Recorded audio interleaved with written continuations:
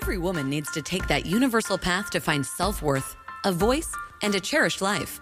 That path is the heroine's journey, the roadmap to an amazing adventure that women travel to discover their true selves. The heroine's journey is not about getting on your superpowers and going out to fight the lions, tigers, and bears of the outside world with your might. That would be the hero's journey. This woman's journey is the internal journey that a woman takes to grow her courage and strength and travel to her best life. I'm so excited. My book is now live on Amazon. It's been a 10-year project for me so that I can bring this information to you because it's been so valuable to me. If you'll go to Amazon, look for The Heroine's Journey, Joan Perry, you'll find the book. $4.99 for you for just a limited time. Go get it now. We have a lot to say. We do have a lot to say. We have lots of things to say about messages. We do. All of those messages we get. Yes. All of them. How have you found that the messages that society and culture and all of those things send to us as women has affected and impacted the way that you've kind of created the heroine's journey? Wow, Erin. So the amazing part is that the heroine's journey really came out of that because there's so much out there that tells us who we're supposed to be, what we're supposed to do. I don't know about you, but I grew up with a mother who totally confused me.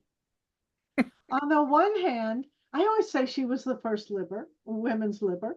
And on the other hand, she was trying to tell me how to succumb to men, or in her case, my father. So I get this message about, being a strong, confident woman. And then I would get this message about don't say anything and be quiet and, kind of go along with the program. And I'll tell you another quick story. And that's that I must have been about 6 years old, something like that, relatively young, just learning to write, just learning what words were. And I was so mad at my father. So my mother is standing in the kitchen of our, 3-bedroom, 1-bathroom, ranch type house. And the kitchen was kind of in the middle of it. And she's cooking at the stove. And I went in and I'm standing beside the stove. And I asked her, Mom, how do you spell this? And she said, I'm not going to tell you. I said, well, why aren't you going to tell me? She said, because you can't say that to your father.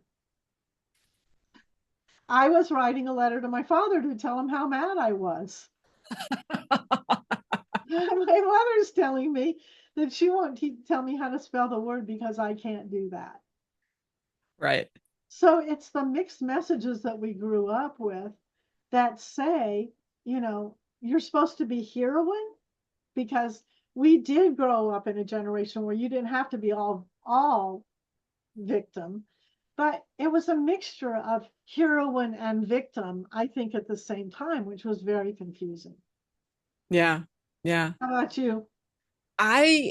So I grew up, my mother is very, very independent, which is not to say that, she wasn't married and that kind of thing, and obviously had kids, but she was very independent. I grew up and she was gone for 6 months of the year because she was sheep shearing.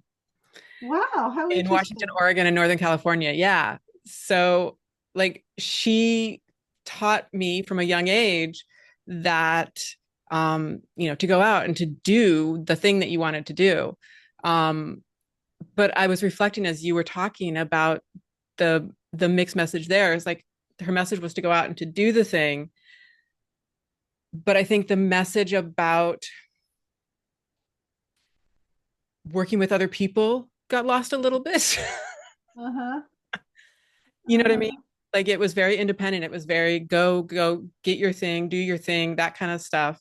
And not as much the family thing. Yeah. And in this literally very moment, I'm reflecting on that and how it's played out, actually.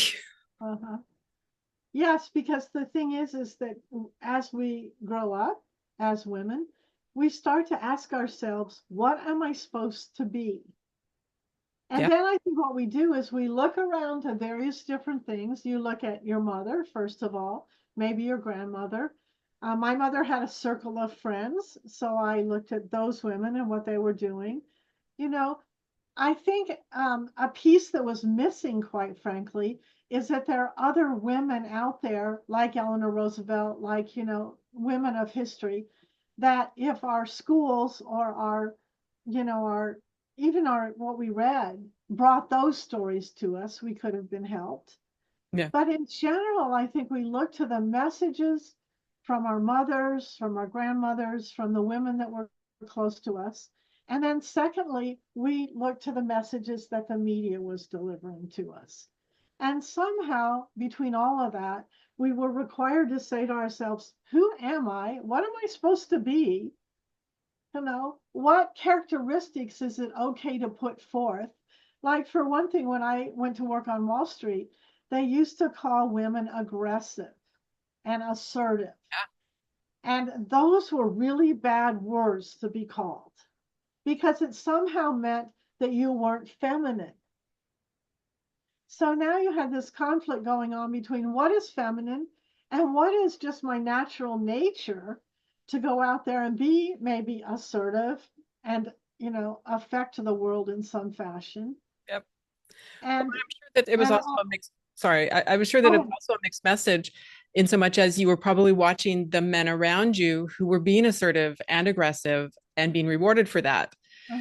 But when they were speaking about it for you directly, now it was a bad thing. It was something that you weren't supposed to do. Exactly. And we were trying to copy men at that point, because we looked around and we said, what model leads us to success? Okay, the male model, because they were dominating in the economic workforce. Oh, okay, so I'll put some of that on. But then you got a called assertive and aggressive, and you were kind of like, oh my gosh, what do I do with that? Then you soften. Yeah, then you soften. But then softening sometimes maybe took you out of the game. Yeah, it totally takes you out of the game. 100%. Yeah. Well, I guess as we started this, there's a lot of mixed messages that women receive about who you're supposed to be, how you're supposed to be, what you're supposed to be. And the media tries to tell you, like, another funny story is when I wrote A Girl Needs Cash, which was, of course, my first book. I wrote to Cosmopolitan and Glamour and the women's magazines, and I said, I'd like to write an article for you on money. And they came back and they said, oh no, women aren't interested in money. Okay, so now I've got a job. I'm not interested in money. It's apparently not okay for me to make money. And by contrast, what I'm just supposed to be is I'm supposed to like clothes, but how am I going to buy the clothes without the money, particularly all those expensive handbags? Yep. And like, am I just supposed to be tall, skinny, sexy, big boobs, no skin on any other, no fat on any other part of your body, and that's what we call a woman. Yeah, that it's very confusing, and it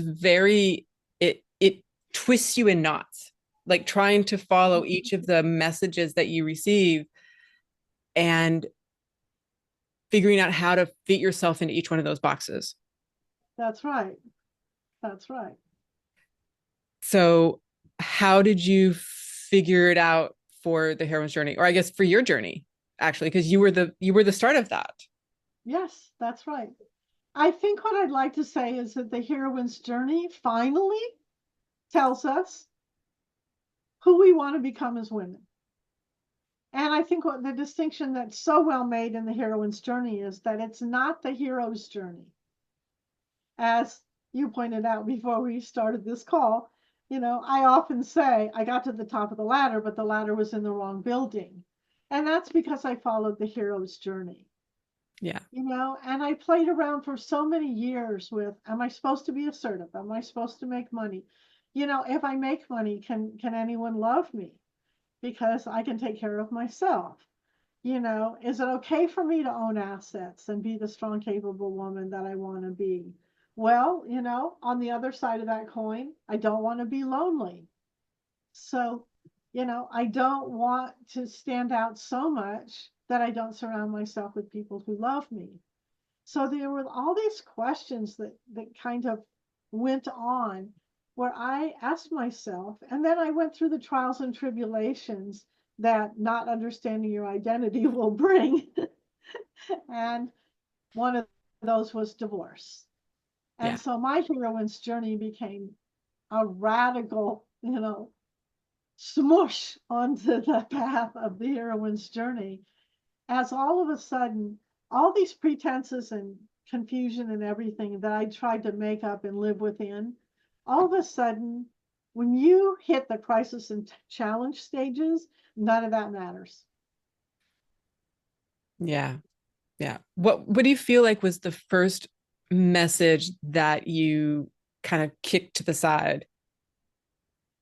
Um, I love that question because the thing that was most important that I kicked aside and also claimed was that I think those messages, I'm even going to include the messages I got from my mother, but certainly from the media, was that I wasn't worthy. That's a heavy one. That's a really heavy That's one. a Yeah. squashing one. I mean, now I'm getting divorced. Now I'm, going through the difficulties where it's really easy to say to yourself, I'm not worthy. And that is at the core of our being. And I think that I'm going to go so far as to say that much of what goes on in the messaging is to say to us we're not worthy so that we can be victimized and controlled. It's a power thing. Yeah.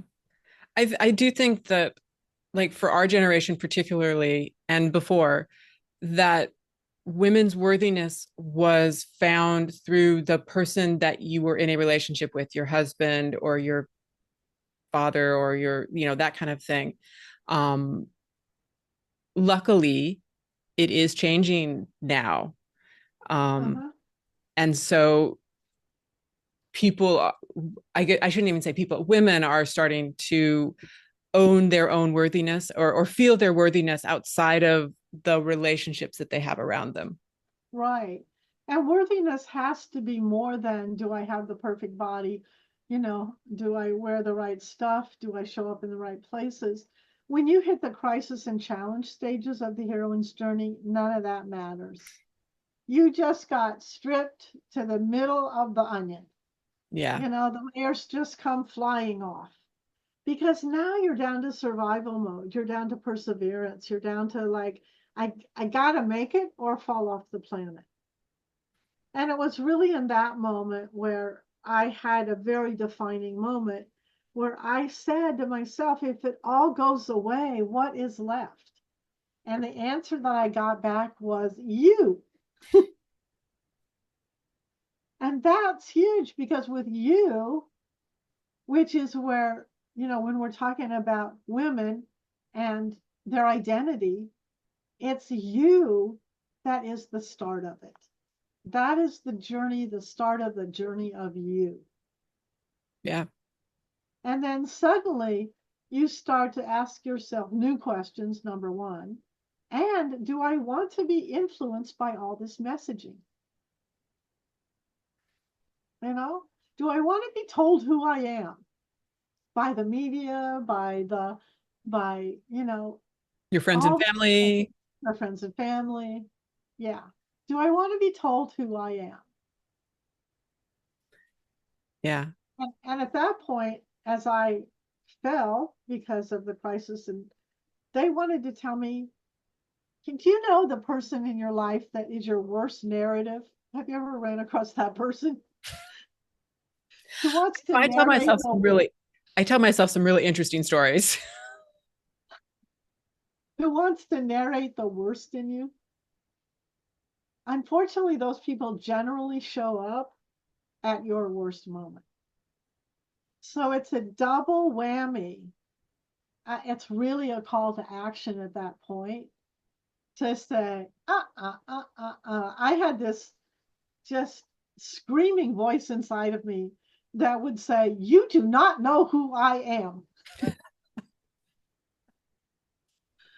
You just don't know who I am, which was my message to myself, to discount the stuff that people were saying who didn't really want to support my best interest. Yeah. How long do you feel like you stifled that voice before you finally listened? It was some time, there's no doubt about it, because the messaging is heavy that we get in all of our childhood from our teachers, who might have said to you, oh my gosh, a woman can't do math. And as we laugh about that, I want to remind you that there was a Barbie doll who said a woman can't do math. And Mattel had to take it off the market really fast because they got so much backlash. Yeah. But it's that kind of messaging that can really stick to you. And then all of a sudden, like, who are you? Yeah. Well, and I think that that's there's so many messages that come in that we've internalized throughout our entire lives, to the extent that I know I personally don't even realize sometimes that it's a message that I've gotten as opposed to something that I honestly feel is myself. Hey, exciting. Look at the screen. The book, The Heroine's Journey, The Art of Becoming the Heroine of Your Own Life, is now up. You can download it as an ebook.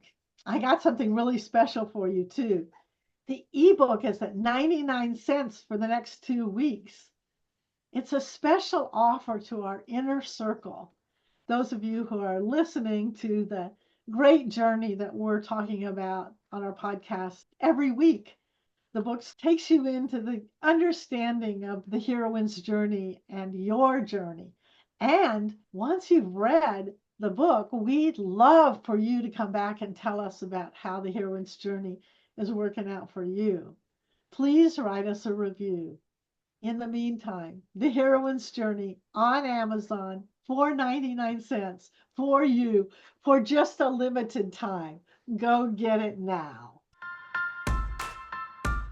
The messaging comes from the outside and from the inside. So the messaging might have come from your second grade teacher, from your mother, from other women who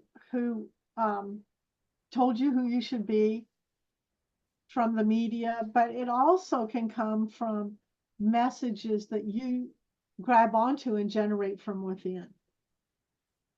Where do you think those come from? Like, are they reinterpretations of the outside messages, or are they things that you're using to try to keep yourself safe?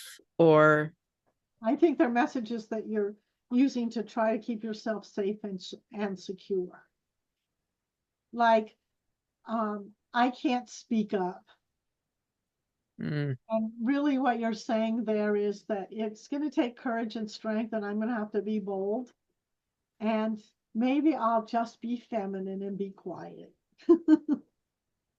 It's funny, like when you think about it, but feminine has been construed as quiet and passive.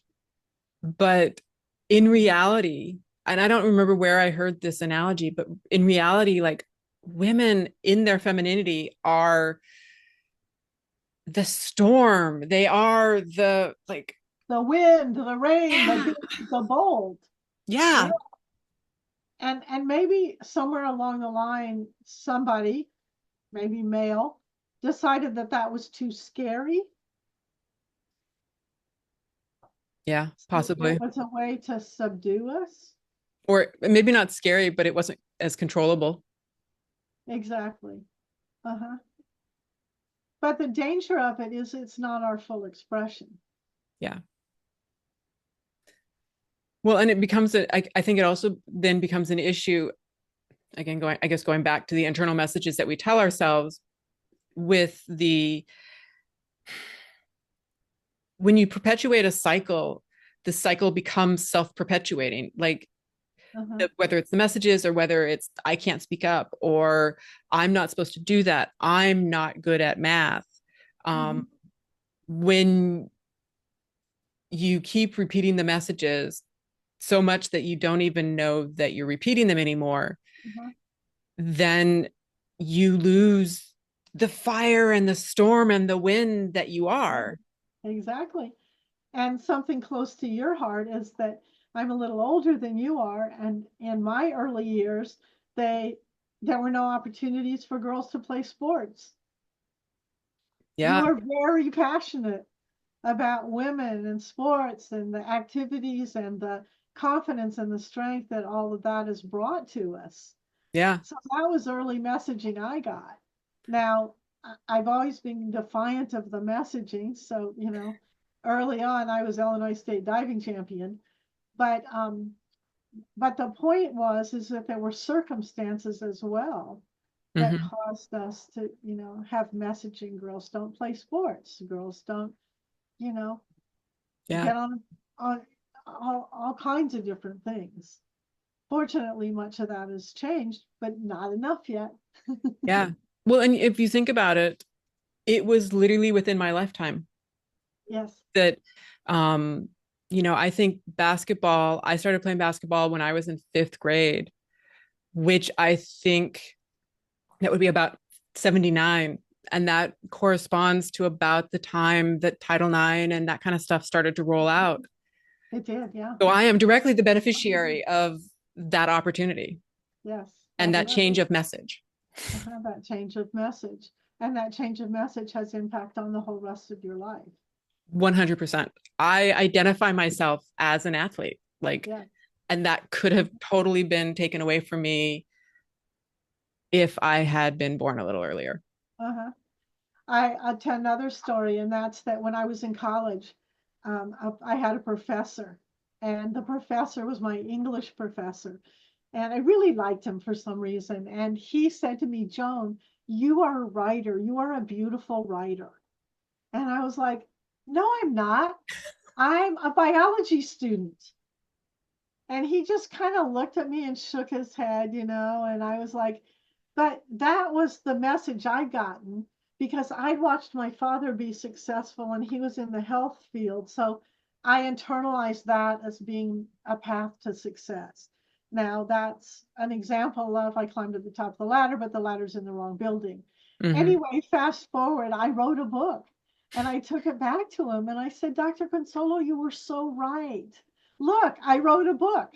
Now, that was messaging that I got that worked in a really positive way for me because he helped me identify gifts that I had that I didn't know I had at that early stage.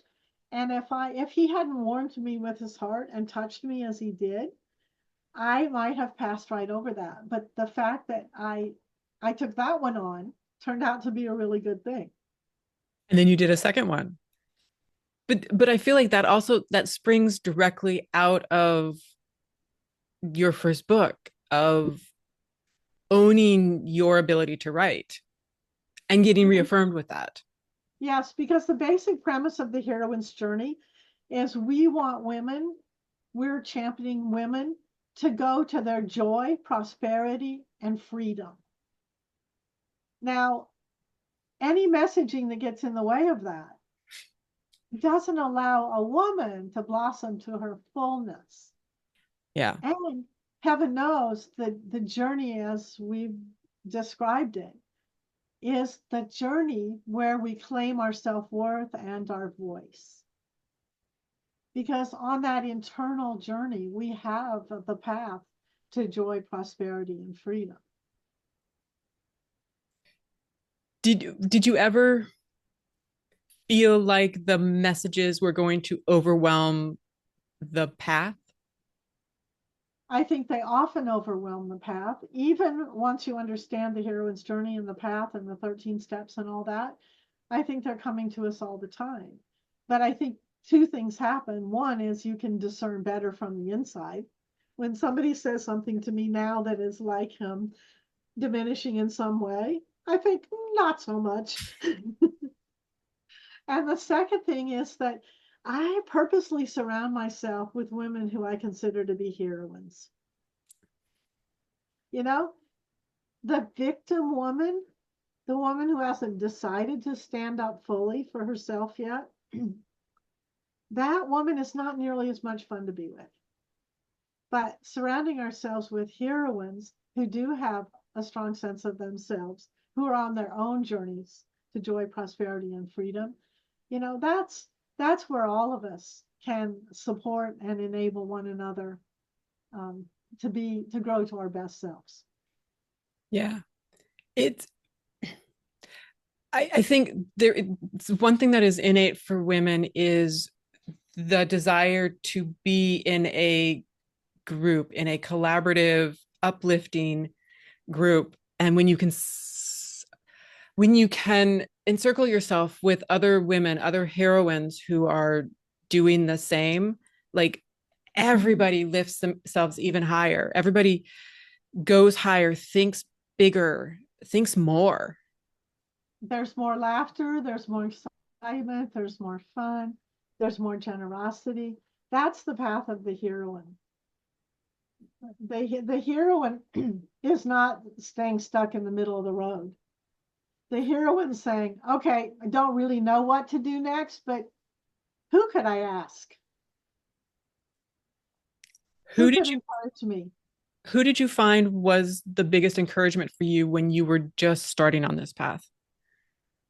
Oh, that's a really good question. I think I had to create this community to have more of it.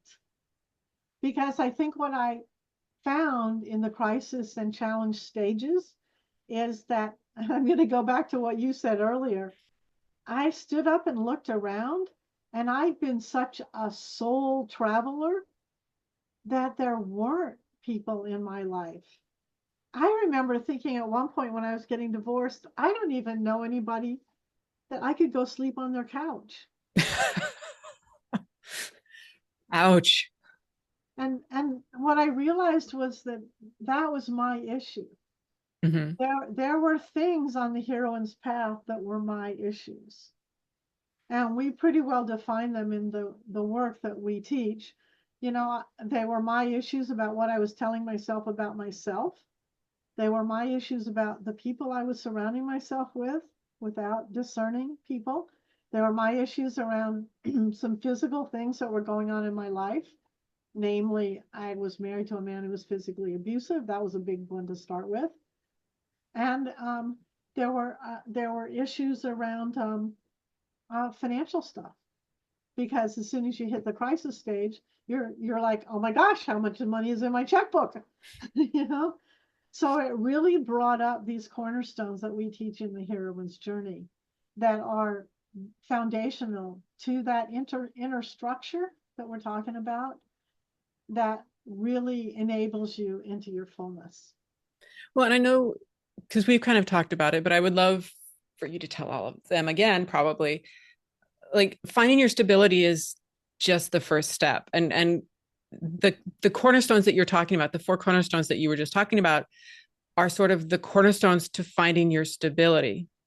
Right. But even once you do that, like, it doesn't stop there. No, it doesn't. Yeah. You launch into the next level. You go do the things that you were always meant to do.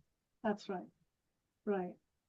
And in the process of finding your stability, you are able to weed out from all the messaging who you really are.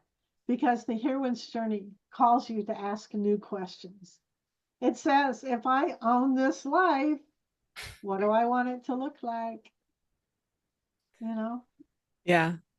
And I feel like it literally just popped into my brain here, sort of circling back to the last episode we recorded, where we were talking about the pop quizzes. And that, like pop quizzes can come at any time, no matter how far you are on your journey. But they're not they're not necessarily telling you that you are good or bad. They're just telling you that there's something here that you need to dig into a little. Exactly. As you develop more and more your heroine self. Yeah. Because that's the whole transition. Victim is what happens when we're so overcome by the messaging that's all around us. Whether it was the messaging from your second grade teacher to the messaging of your mother, because our mothers in general, my mother did go into the workforce, but lots of mothers didn't. Yeah. So, or the messaging of the media or the messaging of Hollywood, that becoming a heroine is about finding yourself in all that messaging. Yeah. And developing the strength that it takes to actually own your own life. Total. Yeah, 100%. And I feel like, and this is the sense that I get from you all the time in our conversations, which is that you have to be open to life, to joy, to prosperity, to freedom, and all of those things. And in the search for those things, nothing is like, I know people can get derailed from the journey because they take a message that says, oh, I've reached this thing and I've gotten joy, prosperity, and freedom. And then, oh my God, something knocked me off course. And now I'm worthless, or I'm bad, or I'm whatever. I guess going into the victim mentality that you were talking about, as opposed to, oh, okay, I forgot about that. Okay, now I need to think about that. I need to push that through my heroine's journey, and then integrate that piece. And at the top or the bottom, I am worthy. Yeah. That's the big one. And that's the messaging that does not come to us from all the messaging we get. In most cases, it's a message of unworthiness. Whereas when you decide you're worthy, there's a peace and a calm that comes with that. Yeah. Have you ever asked yourself, or your new posse, so to speak, the question of, when all else fails, we are at the bottom, what can I depend on? What do I know to be true unequivocally? And the answer is you. The Yes. answer is your worthiness. The answer is that you came roaring down the birth canal and there was not someone standing at the end with two stamps, worthy, unworthy. No, there was no such person. All babies born come worthy.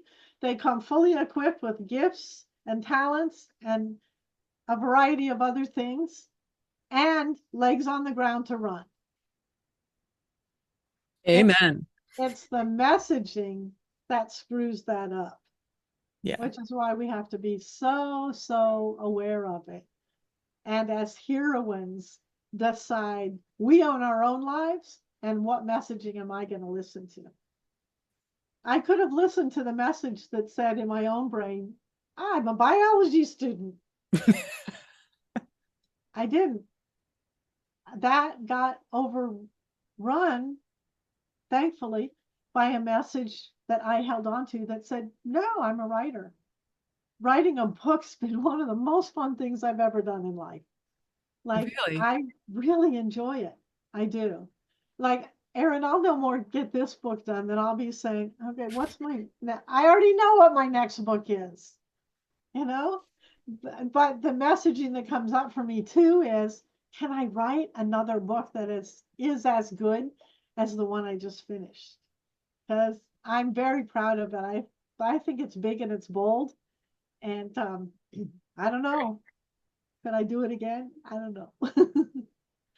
But I think for our podcast today, that our message is hold on to your sense of self-worth. Yeah. You are worthy. You are worthy. Please join us next week for another podcast because we love being here with you. That is this week's episode of The Heroine's Journey. You can access the blog post for this episode along with other great resources at walkthejourney.com.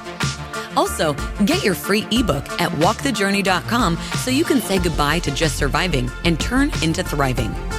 Join us next week for another fun, inspiring, and uplifting episode. If you love this episode, feel free to subscribe and give us a review on iTunes.